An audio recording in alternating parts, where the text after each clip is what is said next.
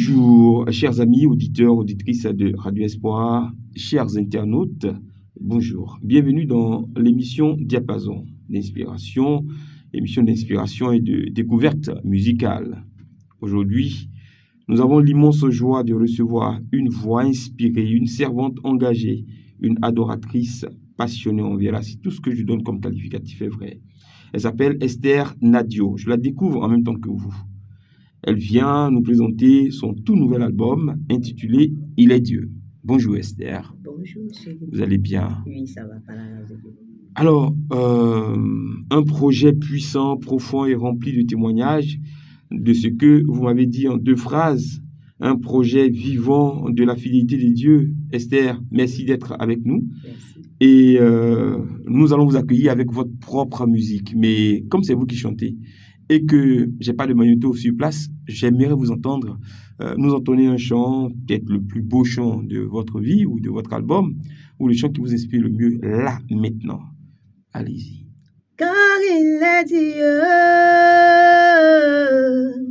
il est mon rocher.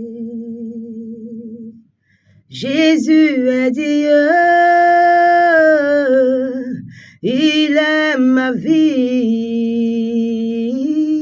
car il est Dieu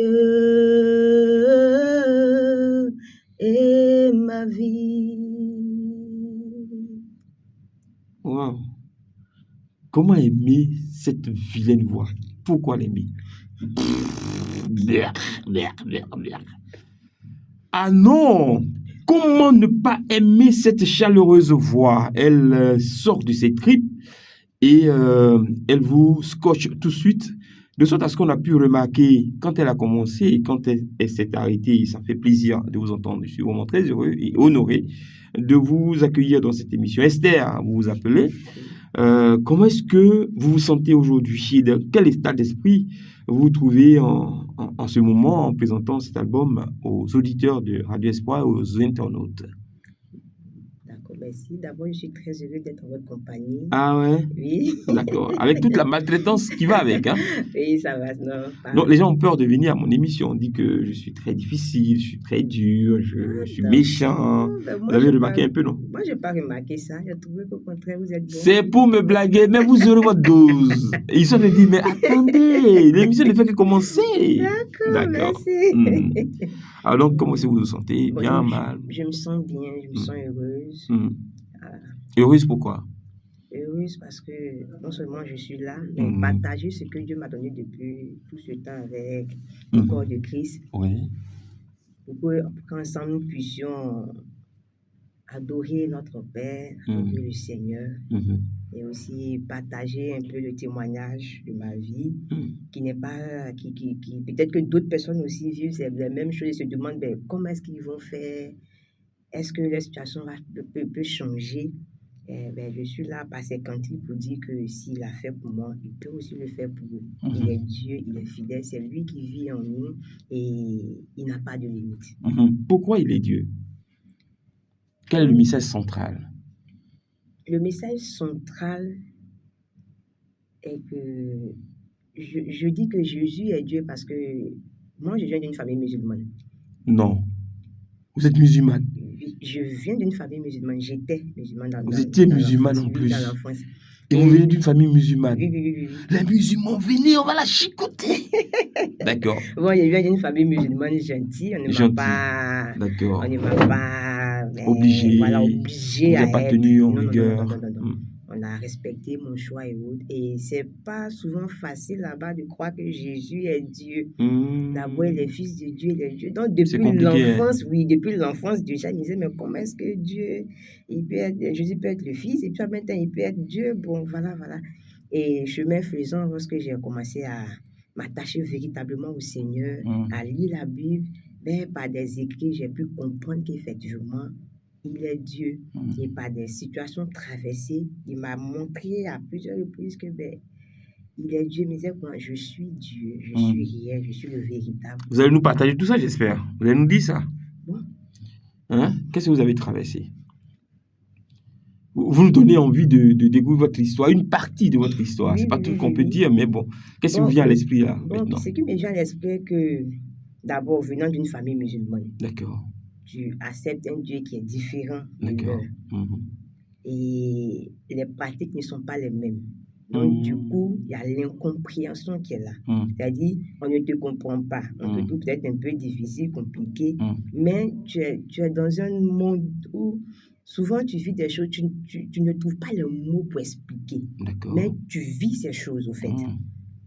Et quand cela arrive souvent, ben, puisqu'il n'y a personne pour te comprendre, tu te dis que celui à qui tu as cru, c'est forcément lui seul qui peut te comprendre. Et tu te rends compte même que c'est lui qui te comprend. Même si personne ne te comprend, il te comprend. Et ce n'est pas facile de vivre lorsqu'on est incompris. C'est-à-dire, quand tu es incompris, tu vas te sentir bizarre, souvent frustré. Tu vas te poser des questions, mais est-ce que pourquoi? Mais pour moi, ça n'a pas été comme ça parce que lui, il me comprenait et il me donnait la joie. C'est-à-dire, j'étais incomprise par les autres, mais j'étais heureuse parce que je savais que lui, il me comprenait. Voilà, des choses que je vivais, que je ne pouvais pas expliquer. Souvent, mais que moi-même, je ne comprenais pas, mais que lui, il comprenait. Et je lui faisais confiance. Il disait, fais-moi confiance. Un jour va arriver où on va te comprendre, on va savoir pourquoi est-ce que tu as traversé toutes ces choses, ces moments difficiles, ces moments d'abandon, de rejet. Quand il dit d'abandon, pas par ma famille, non, ils ne m'ont pas abandonné, mais tu quittes un autre monde pour aller dans un autre monde, tu vois que les amis et autres, les choses changent, les habitudes changent. Donc, du coup, tu te exclu. Voilà, tu te retrouves un peu seul dans ton monde, mais tu n'es pas totalement seul. Bon, tu n'es pas totalement seul parce qu'il y a un Dieu qui t'aime. Oui, mais attendez, c'est une question de communauté. Vous étiez dans une communauté musulmane. Si vous sautez le pas pour entrer dans une autre communauté chrétienne, là-bas, vous avez encore une nouvelle famille. Oui, est-ce que cette famille-là, au moins, vous a accueilli, vous a rendu la joie que vous cherchiez? Est-ce que, dans un premier temps, ce que vous cherchiez en devenant ami du Christ, vous l'avez reçu? Parce que là aussi, on déçoit. Hein? Oui, les chrétiens, on est terrible. C'est vrai, on déçoit. Mais comme je le dis... Il ne faut pas blaguer. Hey, vous qui êtes musulmans bien là, ne l'écoutez pas. Hein. Sautez pour venir, vous allez voir ici. Là, on est pire à sorcellerie chez nous-mêmes. Voilà. Non, ce que vous dites n'est pas totalement faux. Effectivement. Parce que quand tu donnes aussi ta vie à Jésus, quand tu te mets à le chercher d'une manière, les personnes à l'église vont dire non, elle pense quoi? C'est elle qui est convertie, c'est elle qui est la plus sainte, elle veut dire quoi? C'est elle qui cherche Dieu. Bon, c'est vrai que j'ai entendu ce genre de choses, il y a eu ce genre de témoignages, mais je garde ce qui est bon. J'ai eu une famille chrétienne qui m'aime, qui m'a beaucoup soutenu, surtout malgré les moments de difficulté et autres. Ils étaient avec moi, mes pères dans la foi, mes amis, mes frères, ils étaient avec moi, me soutenaient dans la prière. En tout cas, toutes sortes de soutien, je l'ai reçu de l'Église. Et aussi de ma famille, comme je le dis. Moi, je n'ai pas été rejetée, abandonnée. Comme pour d'autres musulmans, on va les chasser. Non, moi, mais mes parents n'ont pas fait ça. Au contraire, même ma mère, aujourd'hui, elle est très fière de moi. Quand elle écoute mes chants, elle est contente, elle est heureuse. Et elle envoie à ses frères, à mes oncles, et ils sont tous contents. Et ils me félicitent. Mais c'est seulement que le changement, c'est-à-dire, tu es chrétienne.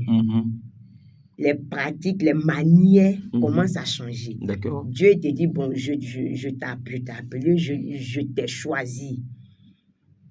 C'est-à-dire, ta vie d'avant, ce que tu avais l'habitude de faire, les choses commencent à changer. Tu commences à te consacrer plus. Les autres n'ont pas te comprendre, tu vois que tu es un peu bizarre. Mais il faut ça pour plus te rapprocher de Dieu, pour pouvoir avoir une vision nette de qui il est, de toi, de ce qu'il veut pour toi. Et trouver la vision maintenant, pouvoir marcher selon sa volonté. C'est vrai que ça n'a pas été facile, mais ça a été une très belle expérience. Vous savez qu'on est en perpétuelle évangélisation, on est en perpétuelle communication sur ce qu'on a vécu, ce qu'on a expérimenté, qui nous a fait du bien. Et on a toujours des personnes à qui notre message peut faire du bien. Oui. Vous étiez musulmane, en fait, vous êtes né d'une famille musulmane. Autour de vous, c'était des musulmans. On vous a certainement fait la cour, venez, prier. Vous avez été rebelle, vous n'avez pas suivi les parents. On dit de respecter ses parents. Vous avez tout fait pour vous cacher, pour prier Jésus, tout ça. Il y en a qui commencent à vivre ça, qui vivent ça actuellement. Quel conseil vous pouvez donner à ces personnes-là pour ne pas être trop, façon de dire, d'honorer son père et sa mère? Bon, d'abord, ce que j'aimerais dire, que je n'ai pas désobéi En tant que tel. Voilà. Ok, comment c'est arrivé? Aux parents. C'est-à-dire, on était petits, on partait à la mosquée, on suivait les parents. Et déjà, depuis l'enfance, moi, je chantais. D'accord. Donc, voilà que... Mais si je vous dépose une natte tout à l'heure pour vous demander de prier, est-ce que vous pouvez faire la prière du début jusqu'à la fin? Non, je ne peux pas. Vous n'avez pas appris à faire ça? Je ne peux pas parce qu'il y a longtemps, j'étais petite quand je faisais. Oui, j'étais petite. Est-ce qu'on peut désapprendre ce qu'on a appris, ce qu'on connaît? Bon, pour d'autres peut-être... On ne sait jamais, vous pouvez tomber sur un milliardaire pétrolier qui va venir vous dire écoutez, Esther, moi je vous aime, je veux que vous soyez mon épouse, à la seule condition de prier avec nous. Non, je ne veux pas. Non. Un milliardaire. Même s'il a des milliards, je crois que... En diamant, hein. Même s'il c'est pas l'argent, hein. Même s'il a tout ce qu'il faut, je ne peux pas abandonner Jésus. J'enregistre cette émission, hein. Oui, enregistré. C'est international, hein. Oui. Le jour que je vais voir. Non, dormez tranquille. Parce qu'il y en a qui disent, je suis devenu maintenant, et puis après ils changent, ils rechangent. Non. Quand je dis que dans le cantique, quand il dit Jésus est Dieu. Ah, vous avez un cantique comme ça aussi? Oui, il est Dieu. Il est Dieu. Il est Dieu. Vous dites quoi dans il est Dieu? Bon, il est Dieu, je dis, il est Dieu, il est ma vie, il est mon rocher, il est mon salut. C'est lui le créateur de toutes choses. Donc nous là, il n'est pas notre Dieu aussi? Non, il est le Dieu de tout le monde. Bon, ok, allez-y. Ah, vous l'avez récupéré, vous dites c'est votre vie. Bon, moi c'est parce que moi j'ai, je sais pas si moi j'ai la mort, mais bon. Non, je le dis, mais vous, en le chantant, vous avez aussi dit, il est Dieu, il est ma vie. Ah d'accord. Voilà, c'est pourquoi j'ai dit Dieu, parce que c'est-à-dire, quel que soit là où le chant sera joué, celui qui va l'écouter, il va s'approprier le chant. D'accord. Voilà, il va dire, il est Dieu, il est ma vie, il est... Voilà, moi je le dis, mais toi aussi, il est Dieu, il est ta vie. Voilà, il est... Vous êtes sûr qu'il est ma vie? La galère qui frappe là, est-ce qu'il est vraiment pour nous aussi? Vous rayonnez, vous êtes charmant, vous êtes chic, vous parlez bien. C'est la gloire de Dieu. Quelle gloire de Dieu. Donc, on va aller... Donc, je cherche... avis de recherche, je cherche une communauté musulmane, je vais rentrer dans votre famille, on va se saluer, et puis après quand il est sorti, je vais venir, je vais découvrir qu'il est ma vie. Peut-être que ce sera plus chic, ce chemin-là que vous avez emprunté. Elle s'appelle Esther Nadio. Pourquoi Nadio? Bon, le nom Esther Nadio est venu suite à une prière. Comme je le disais, oui, suite à une prière, quand j'ai donné ma vie à Christ, j'ai commencé à aller à l'église, commencé à chanter, je recevais des révélations. Moi-même, je refusais aussi des sons. Ah, tu vas servir Dieu, tu vas chanter, tu vas chanter. Et quelques années après, je me retrouve à Abidjan, où j'aimais... Ah, vous étiez où? J'étais à l'intérieur, j'étais à Zonier. Non, vous, votre cas est compliqué. Vous êtes né d'une communauté musulmane et vous êtes à Zouaounié. Zouaounié, là, sont les Yacouba qui sont là-bas. Ah oui, c'est vrai. Moi aussi, Sambouli est passé là-bas. D'accord. Donc, de là-bas, je me retrouve à Abidjan et je tombe sur des responsables vraiment waouh qui me disent, mais commencez à composer, tu chantes, il faut commencer. Et dit, bon, quand le temps de Dieu va arriver, ben, ça va se faire. Vous étiez dans un chœur? Oui, j'étais dans le groupe musical. D'accord. Voilà. Et bon, quand le temps de Dieu va arriver, ça va se faire. Et chemin faisant, le temps arrive, je commence à composer. Mais je compose et puis je dis, ben, Seigneur, quand je vais commencer à chanter, quel est le nom que je vais porter au fait? Est-ce que je vais porter mon propre nom? Je vais commencer à trier entre mes 3 noms que j'ai. Je regarde. Et puis, je dis, bon, Seigneur, donne-moi un nom. Et j'ai fait cette prière, j'étais au travail, au bureau. C'est-à-dire, je travaille avec mes pasteurs. Et le bureau était de l'autre côté, l'église est de l'autre côté. Et après la prière, j'ai fait la prière dans mon cœur. Je n'ai pas parlé à haute voix, j'ai fait une petite prière comme ça dans mon cœur. Et après la prière, j'ai une soeur qui est venue me rendre visite. Elle dit, ah, mais c'est comment on a causé un peu. Elle dit, mais où est le pasteur? Elle dit, le pasteur est assis à l'église là-bas. Elle dit, bon, alors, allons saluer le pasteur. Et lorsqu'on partait, arrivé à la rentrée de l'église, on a croisé le pasteur. Quand on l'a croisé, il dit, Esther Nadio. Elle dit, moi, on se regardait, mais papa, qui est Esther Nadio? Il dit, ma fille, c'est toi. Quand tu vas commencer à servir Dieu, le nom que tu vas porter en tant qu'artiste, chante chrétienne, est Esther Nadio.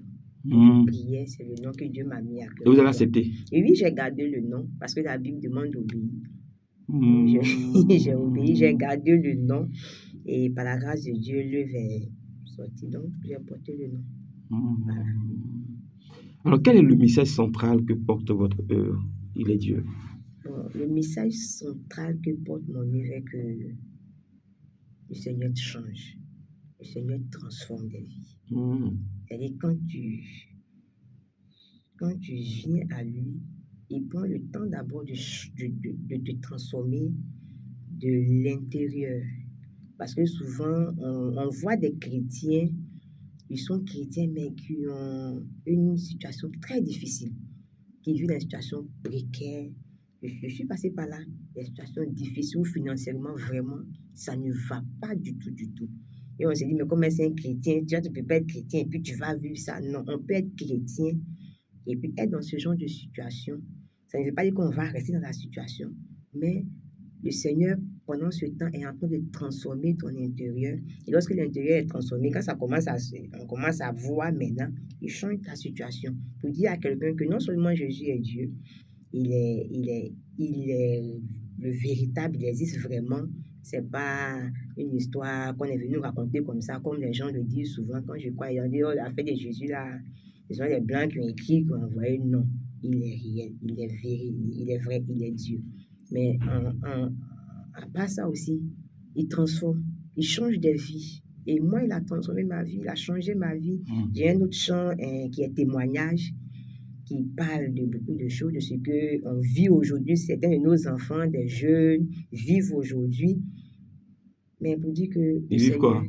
Bon, peut-être la drogue, la prostitution, l'alcool, la boisson et autres. Pour dire que quand tu crois Jésus, quand tu l'acceptes, quand il te transforme vraiment, tu es libre et tu es heureux. Et non seulement ça, il te donne aussi l'assurance de ton salut. Pour dire que après cette vie sur la terre que nous vivons, de l'autre côté aussi, nous sommes sauvés, on a le salut, on a l'assurance de notre salut. Avec lui, en tout cas, tout est OK. C'est quoi le titre du chant? Le titre du chant, c'est témoignage. Le deuxième titre, là? Le deuxième titre, témoignage. Super, c'est bien. Voilà, on va s'arrêter là aujourd'hui. Et puis, si vous avez le temps, parce que vous venez des Royaumes-Unis, vous êtes missionnaire. Non, je ne suis pas. J'étais, mais actuellement, je ne suis plus là-bas. Vous êtes où? Maintenant, je suis à Zoukoubé, je travaille là-bas. En plus, c'est ZZZ seulement. Royaumes-Unis, Zoukoubé. Bon, tout ce que Dieu fait, bon, peut-être que c'est là, c'est tout ma grâce. D'accord. Allez, pour aujourd'hui, ce sera tout. On se retrouve une très prochaine fois pour la suite de notre entretien découverte de l'artiste Esther Nadio. Merci de nous avoir suivis. Au revoir et à bientôt.